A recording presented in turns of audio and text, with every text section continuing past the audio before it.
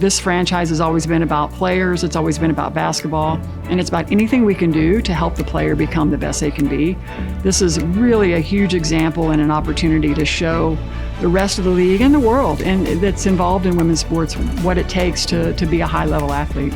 It's an unbelievable day for the Indiana Fever, another step for our franchise, again, to make this the best franchise in the world.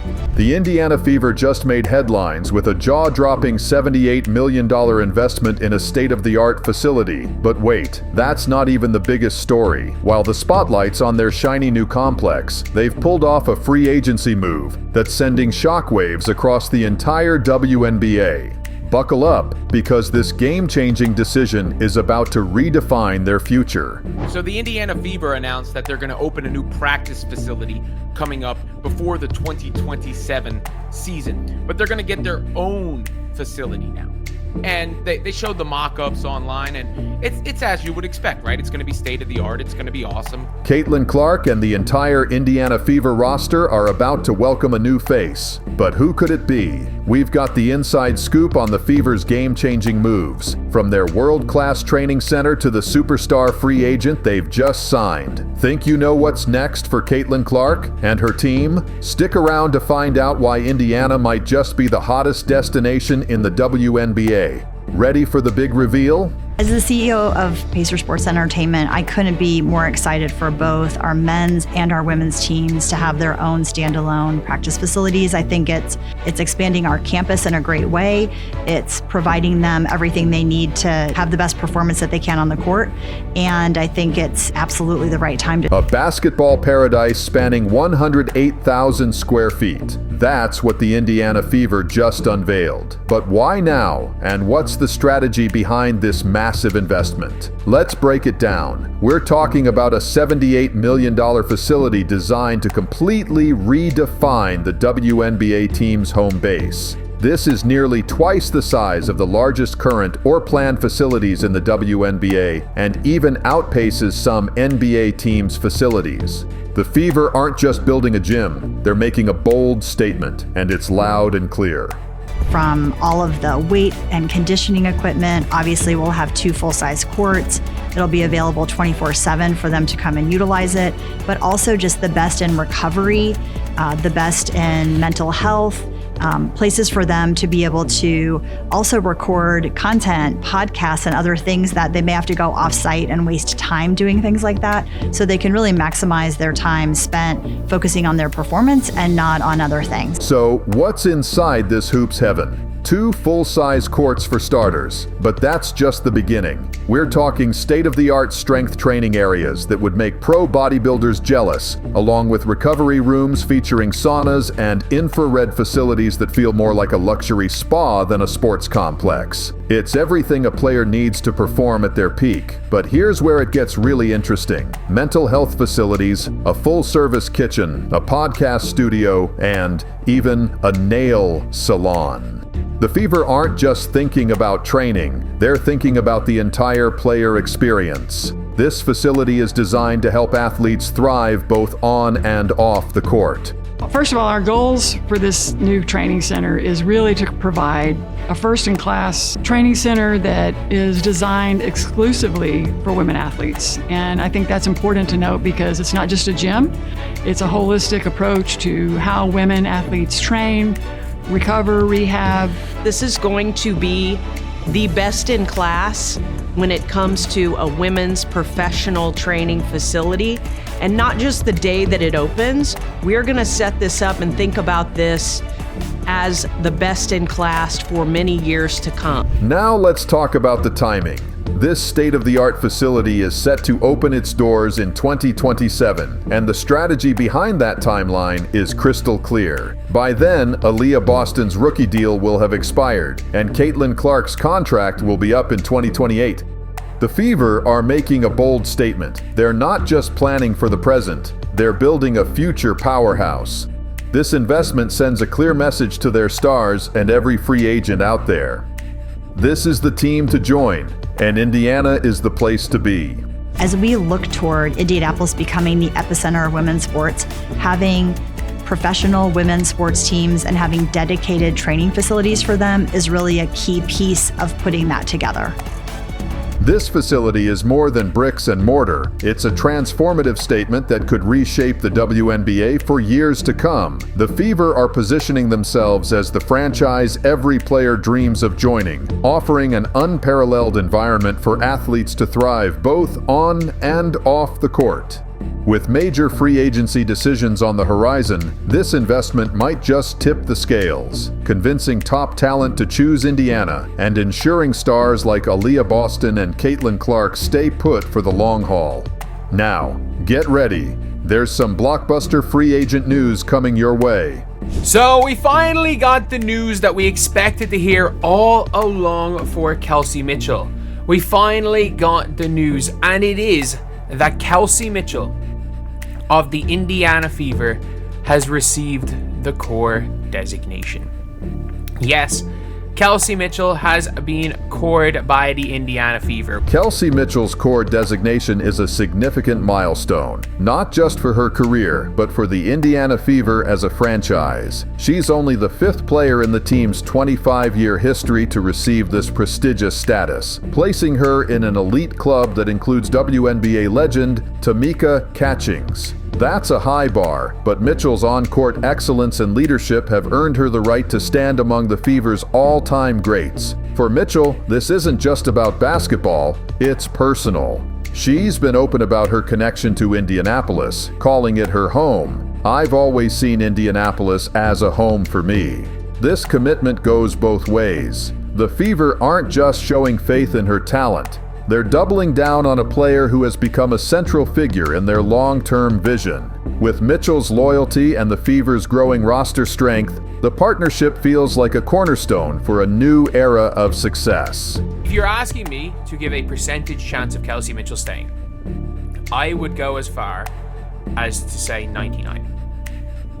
I'd go as far as say 99. Kelsey Mitchell's 19.3 points per game last season solidifies her as one of the most prolific scorers in the WNBA. What's even more impressive, she managed those numbers while playing alongside Caitlin Clark and Aaliyah Boston, 2 players who constantly attract double teams. This created opportunities for Mitchell to shine, but it also proves her ability to capitalize on tight defensive situations. Now, pair Mitchell and Clark in the same backcourt again. 2 of the league's deadliest scorers sharing the floor? That's the kind of offensive firepower that leaves defenses scrambling. Add Aaliyah Boston's dominance in the paint, and you've got a trio that's nearly impossible to contain. Here's the kicker. The Fever are in a prime position to build around this core. With 9 players already signed through 2025 and $650,000 in cap space, they have the flexibility to offer Mitchell her supermax contract, bring in another max player, and still have room for a key veteran addition. This isn't just roster building, it's championship planning. Indiana is assembling a squad that could define the WNBA's next era of dominance.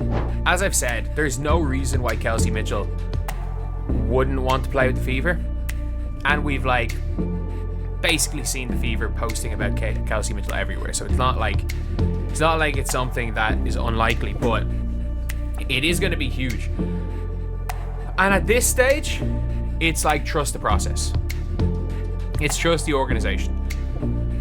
Because look, this organization has proven that they're willing to put the money back that's generated by them. Here's where things get intriguing. While the Fever have core designated Kelsey Mitchell, she's not entirely locked in. If Mitchell were to push for an exit, a scenario that seems unlikely, the Fever would have the leverage to orchestrate a trade. And we're not talking about a small deal here. They could demand major assets in return, high draft picks, rising young stars, or even a seasoned veteran. But let's be real, why would Mitchell want out? The Fever are assembling something special, and she's at the heart of it. Imagine this. Kelsey Mitchell and Caitlin Clark sharing the backcourt. That's not just a duo, it's a dynamic high-octane scoring machine that could light up the league. It's the kind of pairing that turns heads and fills seats. Indiana is on the cusp of something extraordinary, and Mitchell is perfectly positioned to be a cornerstone of that success. this is the smartest thing for you. And there's no way that and there's no agent in the world that would tell Kelsey Mitchell not to sign with Indiana. To be honest, there is no agent in the world that will tell any player not to sign in Indiana. The Indiana Fever just dropped a major bombshell that's shaking up the WNBA landscape.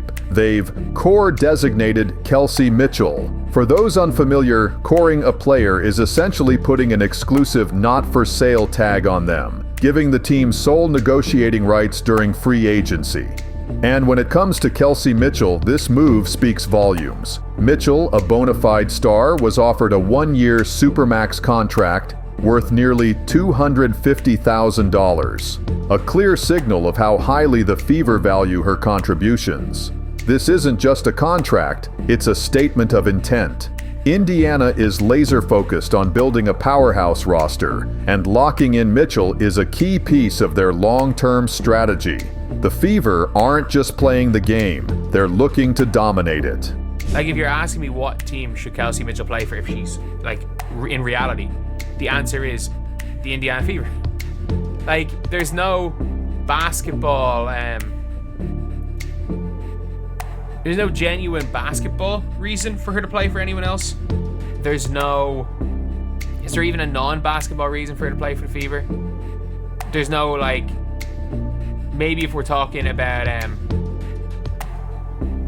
like, non-basketball reasons, like personal reasons maybe, but like off-the-court reasons there's none. This basketball phenom, the queen of clutch moments, and the face of the sport, launched the year as the inaugural guest on the New Heights podcast.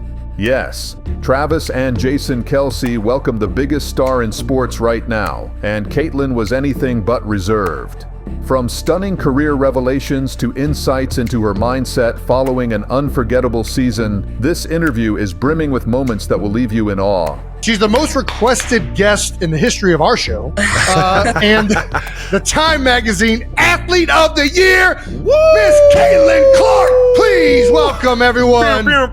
Yeah. But hang on. What does Caitlin think about the weight of being a sports icon? What's on the horizon for her meteoric career? And why is everyone talking about her recent NBA comment? Stay tuned, because we're dissecting it all, right here, right now. Ready? Let's dive in. I appreciate it. I'm excited.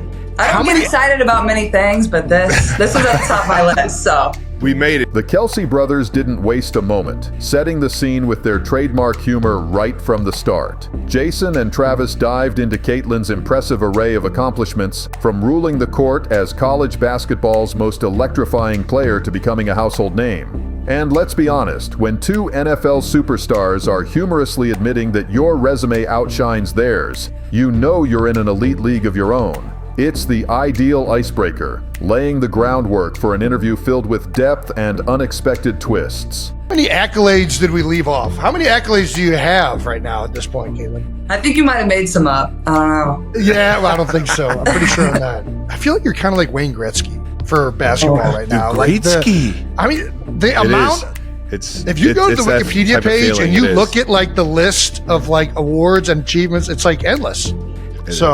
It is. Yeah, we had to limit it to this list just to get the show started. I appreciate it. Thank you. And guess what? Jason wasn't exaggerating. During her senior season at Iowa, Caitlin racked up at least 40 records and honors, and then in her rookie WNBA season, she shattered 62 records. This tally doesn't even cover all her accolades from her first 3 years in college. Her list of achievements is so extensive that Wikipedia has dedicated an entire separate page just to catalog Caitlin's records and accomplishments. Is there any accomplishment, I guess, of all these accolades that has meant the most to you? Oh gosh, that's a good question. Well, I'd give you the answer my mom would say is probably academic All-American. She was proud of me for being a good student in college. So that's that answer. Nobody Love talks that answer about that. from mom. That's what I'm talking about. I did all right in school, so hung in there, but other than that, I mean, they're all cool, but you don't really care. It kind of just comes with it. It comes with having fun. Caitlin then transitions, bringing a touching moment to the discussion. She shares how her mom is ecstatic about her being named an academic All-American, a title that holds as much weight in her family as her on-court prowess. Caitlin explains that all these accolades are merely the results of hard work and a genuine love for the game. Breaking records was never her goal. Then comes the gem of the interview. Caitlin reveals what she believes to be her coolest achievement to date. I think that the Time Athlete of the Year was cool too, just because you see the list of like all the athletes that they've had prior to me, and a lot of those people I idolized growing up, and LeBron's been the only other basketball player, so and it's cool as a woman, like they haven't had many females on the cover too, so for women's sports it's kind of special, but you know, just kind of comes with playing the game and having fun, as you guys know. That's awesome. I love it. Ever the epitome of humility, Caitlin deflects the focus from her Time Athlete of the Year award, viewing it not just as a personal achievement, but as a victory for women's sports at large. She stresses how this accolade highlights the strides being made throughout the sport, from sold-out arenas to surging viewership numbers. Caitlin's viewpoint is crystal clear. This is about more than just her, and it's this humility that continues to make her a cherished figure both on and off the court. That's right. How long have you been a part of the kingdom? I'm sorry, Jason. Not to You can crush apologize you. to me. I'm honorary member. I'm a Midwest kid, so there's this picture that's been circulating a couple years ago when I was on Peyton Eli's Monday Night Show, where I'm in a full Chiefs outfit. I had family in Kansas City, and I grew up in Des Moines, Iowa, which is only 3 hours from Kansas City. So that's just the closest NFL team. So my dad was a big Chiefs fan growing up. The discussion then takes a playful twist when Caitlin's love for the Kansas City Chiefs comes into play. Her face lights up as she shares her admiration for the team, recounting how she's been a fan since childhood, following their remarkable journey. With Travis Kelce sitting right there, the conversation naturally turns into a delightful exchange of banter.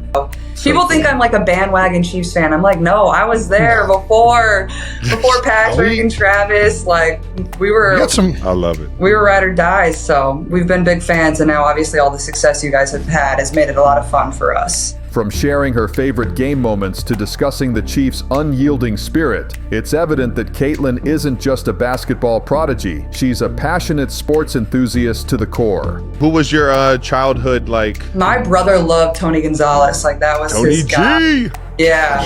What a guy. So He was the chief. We would go to like one game a year growing up with my cousins down in Kansas City. That's so and we fun. still try to go. We went to the Christmas Day game last year. I think the year before you might have played on Christmas Eve, maybe. We went to that. We were sitting outside for that one.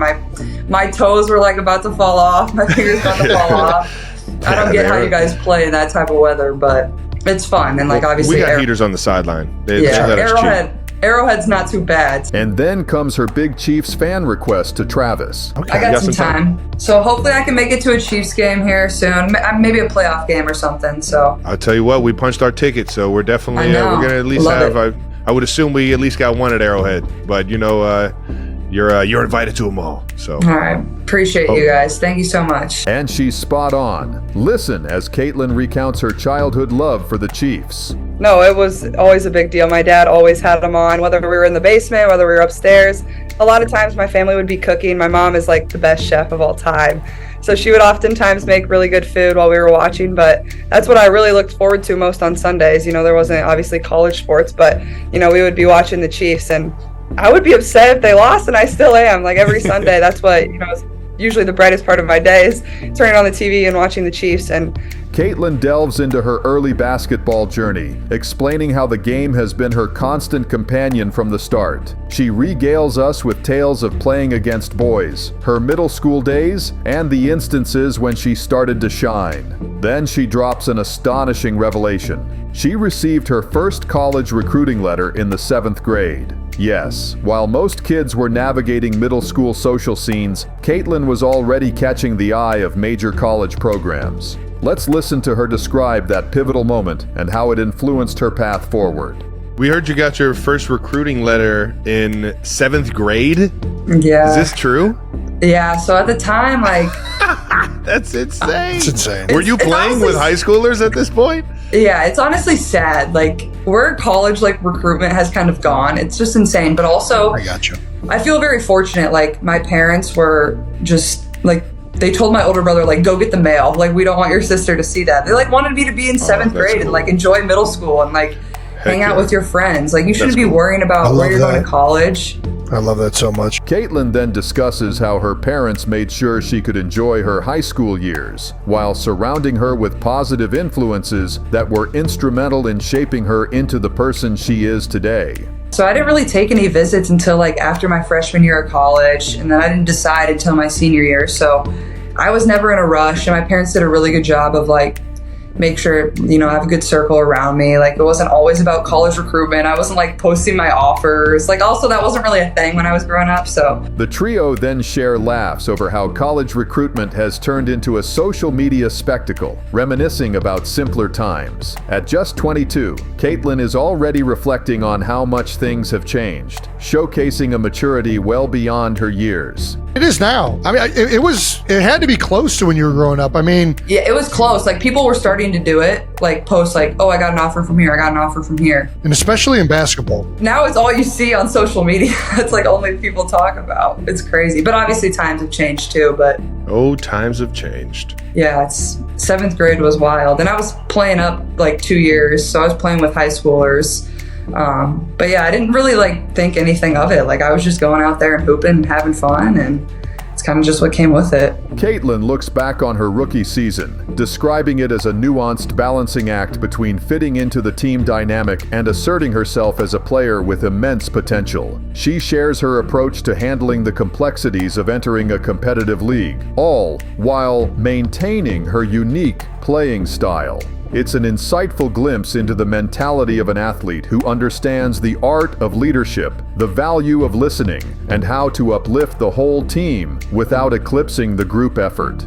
You come in as a rookie, and like you said, like, you're trying to figure out a new environment, new teammates. Like, you don't want to say too much, you don't want to say too little, and it's just so hard. But like in my scenario, and obviously you guys too, like, you're already highly thought of. Like, people are turning to you to like be something or be someone. So it's hard. Like, you're trying to get your feet wet, but also not do too much. And I think that's kind of what I struggled in early on, is like, I don't know what to say. I don't know how to say it. I don't know how they're going to react. Caitlin takes a moment to acknowledge her veteran teammates, crediting them for aiding her seamless transition into professional play. With genuine gratitude, she speaks about how their guidance, encouragement, and shared experiences were instrumental in helping her find her place.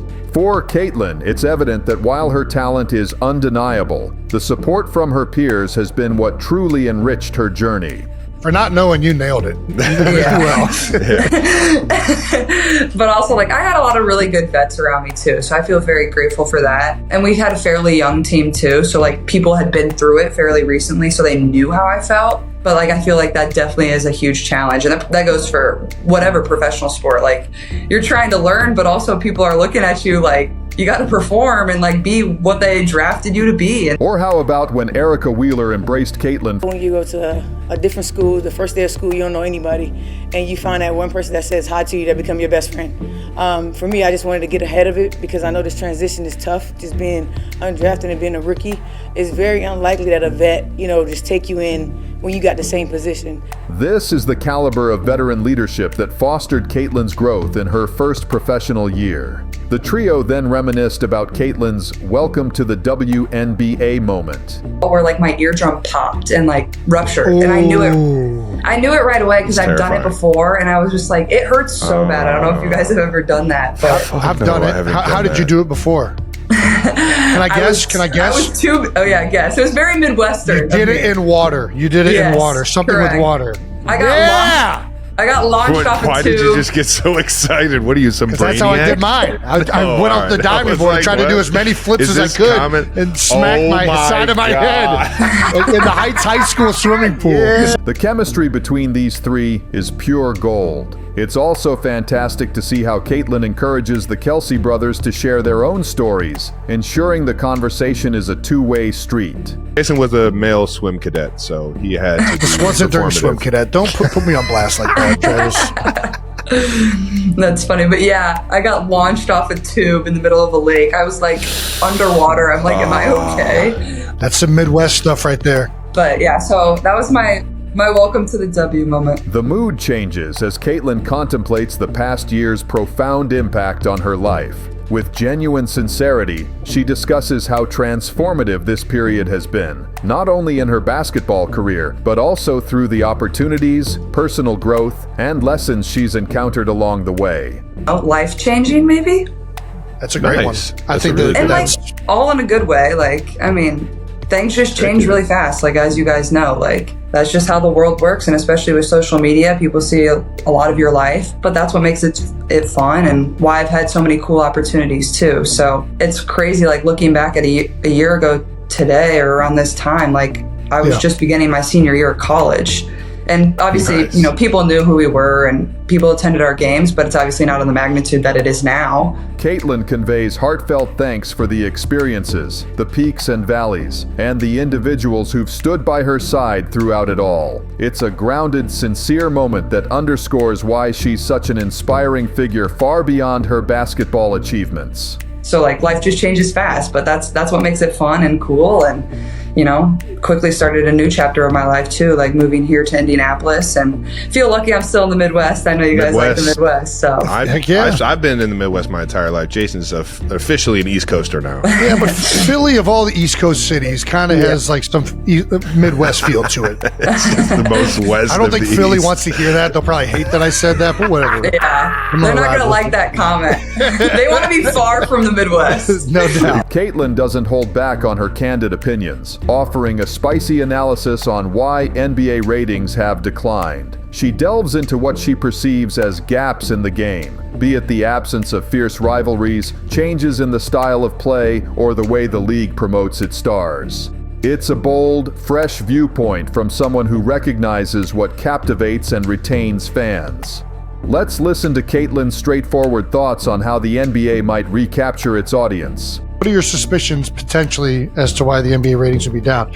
Honestly, like, I feel like the average just like basketball fan doesn't understand how good NBA players are, and they think it looks like they're not trying. I promise you they're trying. They're just like so good. Like, that's why it looks like they're not trying. And obviously the physicality of the league has changed a lot, and I wasn't around when it was like much more physical, and maybe people want more like beef and physicality, and people think it's gotten soft, but I think that's also because the skill has just changed. She then shares her genuine perspective on how the evolution of the sport is, in fact, beneficial for its growth. That's what's great about basketball. Like, it's always evolving. Like, it's going to be different than when MJ played. It's going to be different in 10 years than it is now. So it's hard for me to like put my finger on like why it has gone down. And also it's competing against a lot of football right now. You have to take that into consideration. Now the real fun begins. The trio starts brainstorming and directly addresses NBA Commissioner Adam Silver with their ideas for making the NBA exciting once more. What do you think about a 4-point line? I love that. Let's do it. That's a actually great idea. genius. That is Adam genius. Silver, 4-point line. How does the criminal justice major come up with the best marketing plan right here? Sometimes you just gotta open your eyes, Jason. Look at the sheet of paper in front of you. Or we could get like just 2 spots. Yeah. What about you're saying that everybody's questioning how physical the game is. What do you think a hockey style fight once a game? Just everybody picks a fighter. Who doesn't like a boxing good hockey gloves so style fight? nobody 2-minute gets too penalty hurt? boxing. You can come back Just- in. You don't get ejected. That's what I'm saying. Not holding back, they then start talking about all the crazy gimmicks of the NBA All-Star Game. And that's when I loved it. I think it should be East versus West. Like, that's true All-Stars. Like, No doubt. East versus West, battle it out. That's what it was about. Yeah. So I think that's what it should be, but obviously not the commissioner. Mm-hmm. I'm on board for East versus West All-Stars. I think that's the whole point of it. That's why you're an All-Star. It's the best from the East versus the best in the West. Play each other. See which side's better. Even the NBA in-season tournament didn't escape their playful critique. I'm not a fan of any of these in-season tournaments that the NBA is doing. Yeah, I was actually talking about this today. How are you not? What is there to not be a fan of? All the funky floors, and then there's tournaments, and they don't mean crap. Can we just play basketball? Can we just play basketball? They then switch topics to share laughs over Caitlin's amusing golf adventures. You hit a person on a tee box. I don't know how you do that. Okay. Who would hit a person on a tee box? Yeah, we I know I can relate. Jason, I don't know if you played in enough pro-ams yet to hit anybody, but the video that was going viral where I like completely topped it. So it's crazy. Like we're playing like these long par threes that are like 200 yards. I'm like, I'm not good enough to hit a par three like 200 yards. Like, so I whip out my hybrid. I'm like teeing up my hybrid club. Just top it like straight at fan to the left. Been there. But I think they dodged it down the third base line. But I nailed somebody on a different par three, like some woman, like right in the shoulder, like shoulder. And I saw a TikTok like the next day, just like black welt on her arm. Oh yeah. Well, that's just how you hit her good if you just got a black welt. Jason poses a golden question about Caitlin's renowned competitive spirit. Her response, as always, it's thoughtful yet laced with wit, and you won't believe what she said. Are you more competitive in golf or basketball? That's hard. I think like golf makes me more mad because I'm not as good at it. Like I'm just like the average hack, and like you want to be good, like you're competitive, just like basketball or football. Like it's like, why am I not good at this? So, and it's like it's an individual sport, and we're used to team sports. So I think that's what pisses me off too. It's like it's all on me, and I know it's all my fault. So. Caitlin concludes the conversation by envisioning her future beyond basketball. She discusses how she might blend her marketing degree with her profound love for the sport, whether it's through expanding the game, mentoring young players, or forging new paths for women in sports. Caitlin's outlook for what's ahead is as vibrant and dynamic as her play on the court, indicating she's already considering ways to leave a lasting legacy well beyond her athletic career. To take that into consideration, like football is just, that's America's favorite thing. I think people should I love 3-point shooting. I love seeing guys just like launch threes, but not everybody loves that, so. As the interview draws to a close, it's hard not to be moved by Caitlin Clark's journey, her humility, and her forward-thinking vision. From her reflections on past triumphs to her honest opinions on sports and life, Caitlin's genuineness is evident in every statement. Her story is far from over. But one certainty remains. Whether on the basketball court, in academic settings, or while planning for the future, Caitlin Clark is crafting a legacy that transcends the sport itself. Be sure to check out the full hour-long interview on the New Heights podcast for more profound insights from one of this era's most compelling athletes. What are your thoughts? Share them in the comments below. Like, subscribe, and enable all notifications to stay updated. Click the video on the screen for more content, and we'll catch you in the next one.